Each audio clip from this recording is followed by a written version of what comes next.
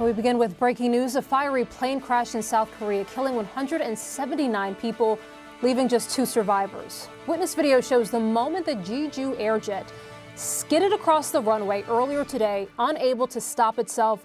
It exploded at the end of the runway, killing nearly everyone on board. Witnesses describing the chaotic moments. I think it was about 9 or 8:50 a.m. I heard a bang.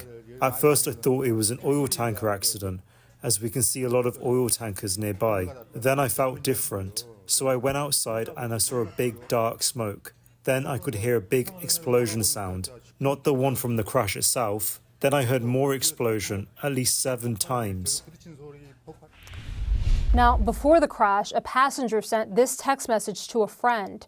"Wait a minute, we can't land because a bird or birds caught in our wing." "Since when?" the friend says. "Just now." "Should I leave my last words?" the passenger responds. Meantime, the 2 survivors, both crew members, are now in the hospital, and officials there are saying that one is now conscious and speaking with officials. The National Transportation Safety Board now saying that it is sending its leading team of investigators to assist in the case. CNN's Mike Valerio has more from Seoul.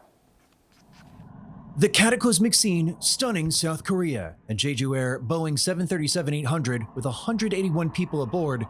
The plane's landing gear, local officials saying, likely failed. The aircraft's belly scraping the pavement, coming down close to the end of the runway before crashing into an embankment and exploding. A breathtaking plume of smoke seen for hours. In its wake, hundreds of mourners, families of the dead, crowding into the arrivals hall at South Korea's Muan International Airport. The man in the white helmet tasked with naming those who would never come home. Their bodies identified with loss and unspoken farewells, too much for families to bear. "I'm going crazy," a man shouts, shattered by the calamity. According to South Korean officials, on Sunday, 8:57 a.m. local time, the flight arriving from Bangkok, Thailand, was contacted by the Muan Airport Control Tower, an air traffic controller warning of birds near the runway and a danger of potential bird strikes. 2 minutes later, at 8:59 a.m., the pilot makes a mayday call, and at 9:03 a.m., the plane crashes. One thing that's very perplexing is the reports that are coming in that the aircraft landed without the undercarriage deployed. Now, whether or not, it's a little bit unclear whether or not the undercarriage collapsed on landing or whether the undercarriage was not deployed at all. 2 crew members miraculously survived. They were both sitting in the back of the 737-800 near the tail of the aircraft. Authorities hope the survivors can shed light on what happened. The voice in-flight data recorder also recovered. Now, for a country that has been through so much, with martial law declared earlier this month, this catastrophe has certainly cast a new pall over South Korea, adding to the urgency to find out just how this could have happened. Mike Valerio, CNN, Seoul. And just how this could have happened is certainly the question, and a lot to discuss. Let me bring in now my colleague, CNN's Richard Quest. Richard, good to have you. You have obviously covered your fair share of plane crashes over the years. I'm curious what your first questions are. Obviously, early days in terms of the investigation, but what are your first questions about what may have happened here? This is one of the most perplexing accidents, and if you read the various fora and from experts, everyone is puzzled because we don't know. We sort of have got a general idea of the sequence of events from that press conference. So we know that the plane attempted to land, went past, called the Mayday, then came back. But what we don't know is where the bird strike happened, how badly it hit the aircraft, clearly catastrophically, because it was unable to deploy the various things like landing gear, flaps, thrust deploys, thrust reversers and the like. And so we don't know the exact sequence and the consequence of the various actions that took place. Why is that significant? Because if you look at the video of the plane and when it finally does come into land, number one, the landing gear has not been deployed. It's not sheared off. The doors aren't open. It's not there. Secondly, it's believed the flaps haven't been deployed. The thrust reversers haven't been deployed.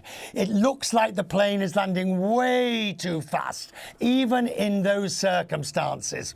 And it touches down on the runway very far and very late into the runway. Therefore, we can say that whatever the pilots were grappling with was in extremis. They were dealing with the most serious aspects of loss of control that barely, and here this video about, there you go. Now that video is believed to be showing the moment of bird strike. If you look at that, the plane is at a height sufficient enough where the wheels aren't down yet. So they haven't deployed the gear. Were they unable to do so? Were they basically sidetracked? Were they obsessed with what they were dealing with? We just don't know at the moment. Yeah, I mean, to that point, Richard, as you mentioned the landing gear, we've heard a few sort of possible causes sort of floated. One, that there was a landing gear malfunction. Yeah. Two, that it was the bird strike. Three, that bad weather may have played a part. From your perspective, what's the likelihood that perhaps it was all three or a combination of the three? No, there doesn't look like there's any bad weather there. So I wouldn't put necessarily bad weather in its clear blue skies, as you can see. The bird strike could certainly have so affected the performance of the engines that it had degraded the hydraulic capability of the 737. But this aircraft, you can also lower the landing gear by gravity. There's a lever you pull up and the thing falls down. That hadn't happened. Now, this is entirely possible because the pilots are overwhelmed in the moment. The pilots are dealing with just trying to keep this thing in the air, seeing the runway. Remember, they'd been vectored, so they were heading towards the runway. They can see the runway. Their goal is just to get the plane on the ground as best they can.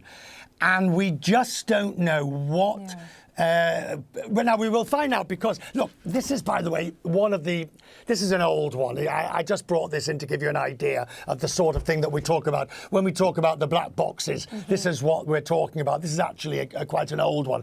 But it gives you an idea of the sort of thing. There are two of them on board the aircraft. There's the cockpit voice recorder and the cockpit data recorder. Now, both of those have been recovered. South Korea is an extremely sophisticated and advanced country and will be able to read them, along maybe with help from others, but it will certainly be able to do it.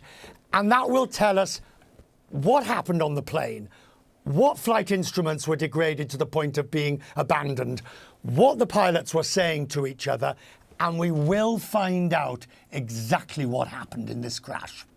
Yeah, and then in addition to the black boxes, Richard, we know that two people miraculously survived this, and they were crew members. So their understanding of what would have been happening, perhaps more sophisticated than just a passenger, how helpful will that be? It will be helpful because they will have known what area of flight the plane was in. They will have known what the captain may have said in the cabin. They will be able to give an idea of just how it... Look, I mean, it's awful to be discussing this, Rahel, but that message that was sent from one passenger to the ground. Now, obviously, an announcement had been made that there had been a bird strike, that the plane was now seriously degraded in its control capabilities. And then you take that and you add on to it what the flight data will tell us. I can tell you that the circumstances and the sequence of events here and the complexity of those events is way up there. This is one of those that we'll find out what happened, and my guess is that it's going to be the pilots did a bloody good job in very difficult circumstances. Yeah, complicated indeed. And to that end, Richard Quest, we appreciate your expertise as we try to understand exactly what happened. That's Richard Quest. Thank you. Thank you.